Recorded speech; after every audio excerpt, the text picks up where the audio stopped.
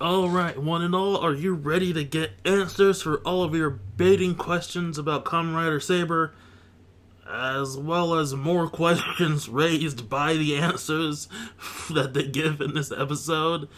Because it is time for more Kamen Rider Saber. We are on episode 41, or chapter 41, for 2,000 Years, A Wish Spelled Out. And we are now officially, 100% officially, in the final storyline for the season, with Storios stepping up as the main antagonist, March Logos dead, and everything coming together that's happened throughout the course of the series. Can they pull off a hat trick and manage to pull everything together? Most likely no, but let's see them try anyway. So let's dig into the episode proper. So our episode starts off with Storios basically saying that he has almost all of the books he needs to complete his master plan. He just needs the 5th book.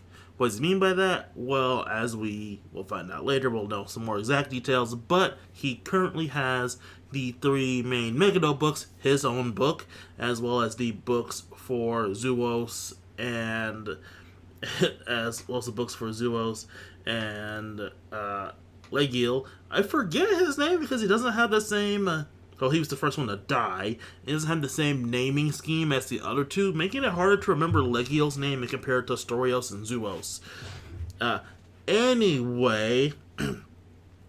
Anyway, he also now has the Omniforce book, making 4 books, or at least Wonder Ride books. So he just needs the 5th book, and then he'll be able to complete his master plan that apparently he's been working on for 2,000 years. What exactly that plan is, we don't know, but Kento's visions state not good things. Anyway, back with the boys, and May and Sophia, the group are celebrating Master Logos' defeat and doing that udon slide, water slide thing that pops up in a lot of anime. I don't exactly know what this is called. I'm curious about it. It seems very ineffective for getting a meal, but it sounds like a fun time if you're just chilling with friends. Anyway, they're just chilling, doing their friendship stuff. They're all bad together except for Ren. And even Sophia gets involved. Even she tries to snatch up some udon. And it's kind of funny because everyone's in like kimonos and shit, except for her. But anyway, party quickly ends and everyone's packing it up and deciding what to do next. They still have the Megalo to deal with, but their main priority is trying to get Ren back into the group so they can be complete yet again. But before they can do that, Tassel pops in and says, "Bon lecture." So then we actually haven't heard him say in quite a while. And this isn't a dream, this isn't a vision. Tassel is here in the present with the group in Switch Logos HQ in the northern base. So it's good to see him show up and actually try to explain what the hell's been going on this whole time. As we know from earlier, I forgot to talk about this, Tassel did get Luna and placed her in his home that he has somewhere in Wonderworld, and has basically come to exposit and eventually bring Luna to Toma in order to complete some prophecy or whatever. I don't exactly know what will happen, but the end result will be Toma being the new guardian of Wonderworld and being trapped there, not being able to interfere with the current world. But Tassel decides to give his backstory.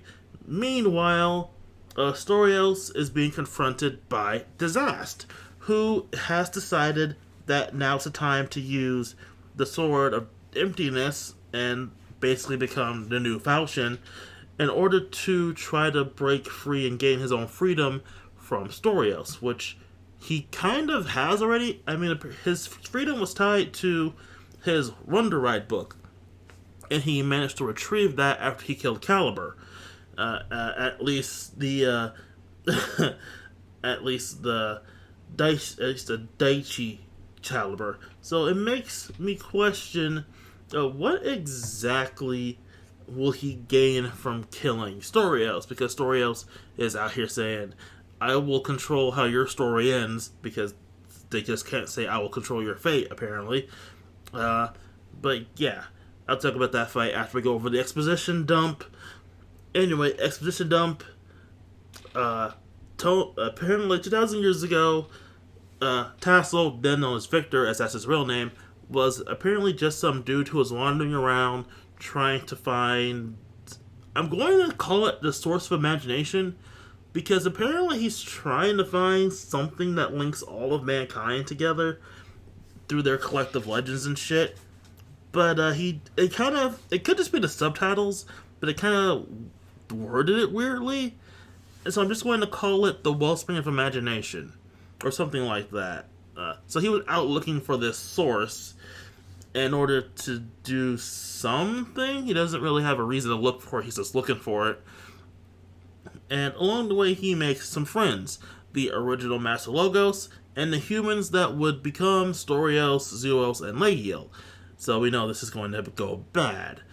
Eventually, along their travels, he meets a mysterious woman who I'm just going to call Proto-Luna. And Proto-Luna gives him a light that forms into a book that springs Wonderworld. And I'll have questions about this later when we get to that segment. But yeah, so he has this. So he has created Wonderworld. Tassel is apparently the creator of Wonderworld, and he takes all of his friends there, and they're all amazed by how beautiful everything is. This could just be because of the CGI background, but it's like, what about Wonderworld is so exactly beautiful? Again, questions about Wonderworld for later. Anyway, he then explains that something happened, and his three friends got a hold of the book and became the first three Megiddo that we know of. Storios, Zuos, and Legiel. So those three went off and became Megiddo and caused chaos, and the book was split into pieces, forming the Wonder Ride books and everything. Wonder Ride books and everything, as well as his other friend, who was the original Master Logos, taking 2 tomes and deciding to use them and go back to the real world to form the Swords of Logos, while Tassel would take his tome and remain in the real world, remain in the Wonder World, in order to keep it safe. I'm getting tongue-tied. So basically, all this started because one guy couldn't trust his friends to not be assholes. Although considering Storios, it makes me wonder if there's more to the story from Storios' perspective, and what specifically he told the other two, but we'll talk about that later. Anyway, Storios and the other three fucked off, and then Tassel apparently made the first 2 swords, the Swords of Light and Darkness, because he mentions how, Storios convinced Master Logos or something to use the sword, or Daishinji, or how Kamijo, the original Hayato, I'm just mixing up names here, how Hayato caused a tragedy from 15 years ago, and basically banished Luna to the Netherworld, or Shadow Realm, with the Sword of Darkness that he forged. So Tassel forged the original 2 swords that we know of. Until a movie happens and they introduce another sword, but yeah, he forged the original 2 swords. So that's interesting. Anyway, Tassel explains that if he brings Toma to Luna, he can be with Luna again, but he will have to give up being on this side and basically take Tassel's place as the Guardian of Wonderworld, as Tassel cannot interfere or even interact that much with the real world. Because, when May, or I forget who exactly touches him, he touches, and everyone asks, because everyone is asking, why didn't you do something about the Megiddo this entire time? They literally phase through him like he's a ghost or something, because he can barely interact with the real world. Most he's been able to do outside of, Wonderworld are visions and shit, and except for this instance of him talking directly to the gang, has been him. It has been him.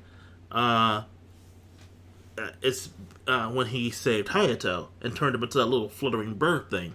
But speaking of, where did that thing go? Is Hayato dead now, or is he still Tassel's bird familiar thing? Anyway, and Tassel is apparently not human because he really can't be killed. I mean, Master Logos tried to narc him, but it didn't really work. So it makes me back the question: this being the in a Garden of Wonderworld turn you into a Megiddo, at least a type of Megiddo, and maybe that's what Storios wants or something, because no, he's also basically lived for 2,000 years. So anyway, Tassel decides to go get Luna and bring her back to Toma, as Toma decides to see Luna again, but also basically says he'll have it both ways, have Luna and keep all his current friends, as he won't abandon the world. And as soon as he leaves, everyone gets noticed that a mountain has disappeared, because, well, Disaster obviously lost that fight, and I'll talk about that in a second. He lost the fight, and his book was damaged by the Charybdis Megiddo, who took a chunk out of him and also damaged his book that was inside of himself.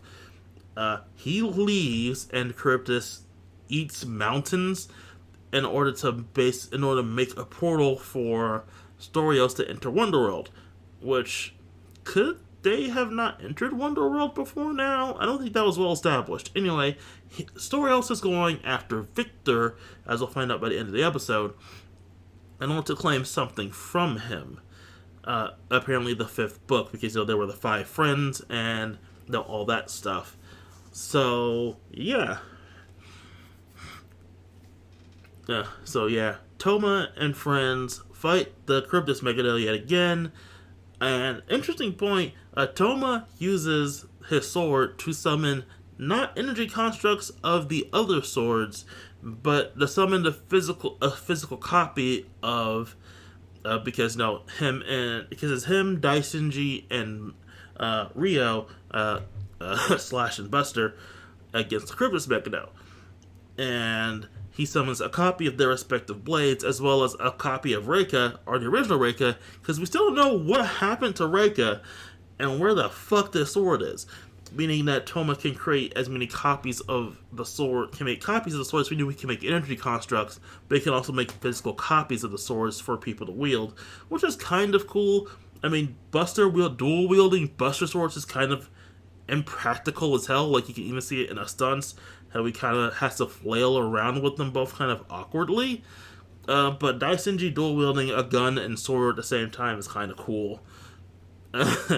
Anyway, Toma and the 3 beat the Charybdis Megiddo, but before that, Toma goes to talk to Ren, because Ren's sitting around in the background this whole episode because he's literally unimportant, until Disaster comes up to him at the end and tells him to fight unless he wants to die like his predecessor.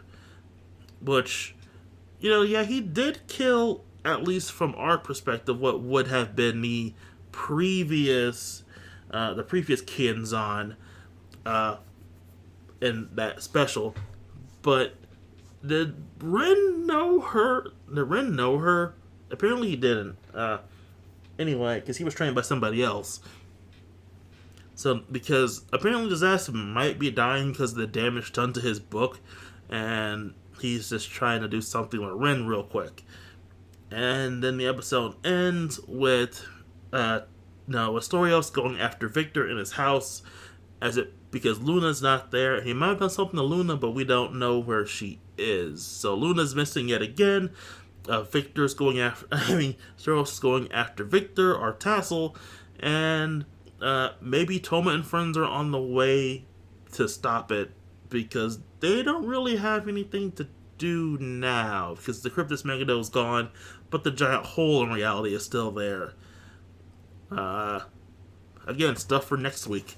Anyway, let's talk about some details shit. Alright, so as I stated, or attempted to not state as much in the earlier segment, this episode caused me to come away with a lot of questions and some potential theories about how all of this crap is supposed to work. Let's start off in the order of importance. 1. What exactly is Wonderworld? Is a question. So, as we find out in this episode, technically speaking, Tassel created Wonderworld when he touched the Book of Destiny way back when. He was in search of the somewhat source of human imagination, and, well, apparently he decided to make one, because again, it said that this world came from a light that he made. So this isn't it like the original source. This is just a place he created to represent that source. Which begs the question, what is Wonderworld? Is Wonderworld supposed to be the original source of human imagination? Like, we don't know any beings that live in Wonderworld because the Megiddo aren't from Wonderworld. They're created by the other Megiddo. And they're only based on legends and myths.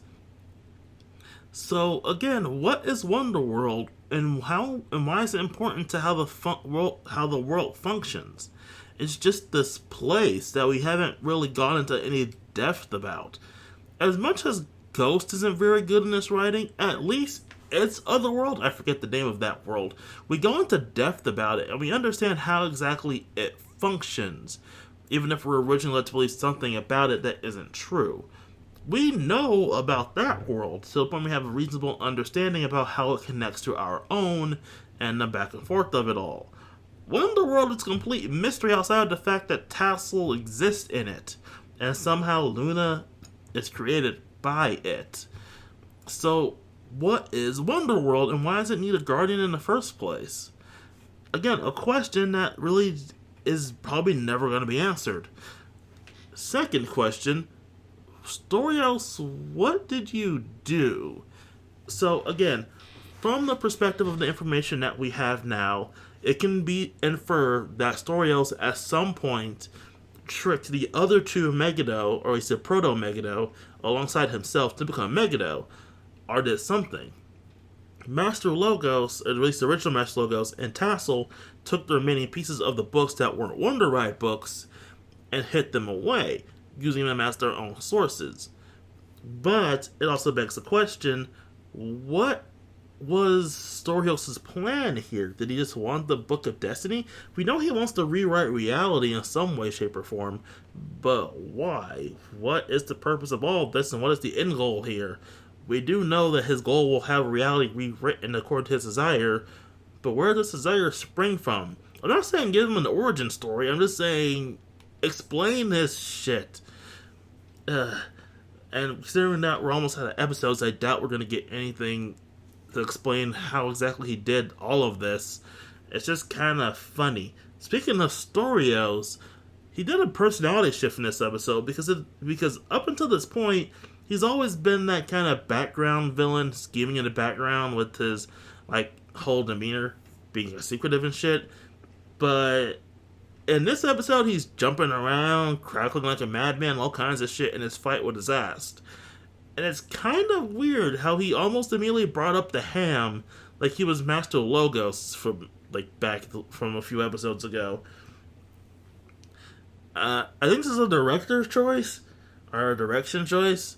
There's not a lore reason for it. It's just a production choice, and I don't understand it. Yeah, it makes him a bit more animated and as such more entertaining than just the silent villain, but still it really goes against all the character he built up throughout the course of the series. Speaking of, we visually see two books being taken by one Master Logos, two from Master Logos, and one for Victor, which were the remaining books, apparently of the 5 that Storios needs, although this makes 6, so I guess whatever. Anyway, Storios wants to get Victor's book, but what about the other 2 books? Well, one book was obviously used in Southern Base as the book that would eventually become Primitive Dragon, and the other one was probably at Northern Base as the book that would become Rintaro's final form. I forget the name of that form because it's very long, because they had the same design as the base books before they became Wonder Ride books. That begs another question. Will Victor's book turn into a Wonder Ride book after someone grabs a hold of it? And is Victor being kept alive by that book? If Victor uses that book, can he become a Kamen Rider? Just speculation here.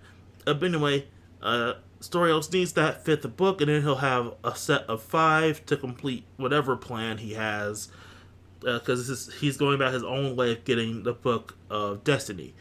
because that's the end goal of all the villains here, to get the Book of Destiny and rewrite reality in their own way.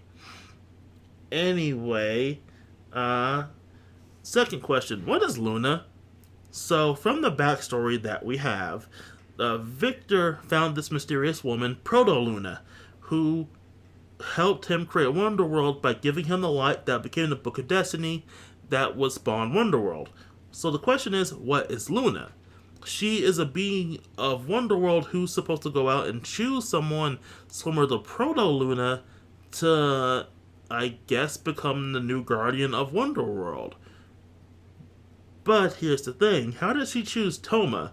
We know she's attached to Toma, and we can infer that by their childhood, but apparently she chose Toma when they were both kids. Which, one, why was she attracted to Toma to begin with? Where did she come from to begin with? In terms of where did she just spawn into the world or something? We really don't have a lot of answers to this.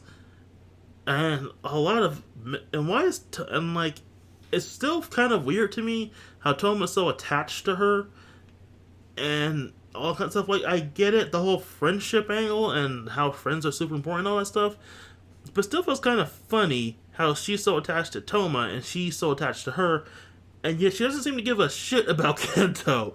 Kento was there. Kento was also your childhood friend, and yet he's not chosen or co-chosen with Toma. It's just you immediately gravitated to Toma for some reason and made him the chosen one. Is there some reason why it couldn't be Kento? We keep having flashbacks where it's the three of them, and we rarely have any, outside of the one time, the disaster 15 years ago, we don't really have any moments where it's just Toma and Luna. But apparently by that point, Luna had already chosen Toma to be her, I guess, guardian of Wonderworld. It just raises a lot of questions about how this is supposed to work. And how does the choosing happen? And I honestly think this would have worked a lot better if they aged Luna up when they had the chance to, instead of keeping her this little girl. It still feels really weird. Also, what happened to that girl that Storios made from that book? I can kind of think that maybe the original Master Logos was maybe thinking of a way to create a woman that connects the worlds, possibly as a gift to Victor. If this was made by the original Master Logos, it could have been made by Isaac in his attempts to make the Book of Destiny. Lots of questions about that whole process. But yeah, a lot of questions about Luna. Next question. Okay, so we asked about Wonderworld, asked about Luna. My next question is, again, where is Reika? Toma made a copy of it, but we don't know where the original sword is, and I don't think the original sword is the Cross Saber sword, unless it is. But he can make a copy of Reika, which is kind of cool. At least it's not forgotten about, but still feels weird that no one mentions, hey, Tom, what happened to Reika? And Dyson just pulls out of a closet or something. And another question about the swordsman thing. So while Ren is pontificating his life, sitting around waiting for disaster to come back because he literally has nothing to do in this episode, he honestly really should have just not been in the episode until the last minute or two, because he literally does nothing.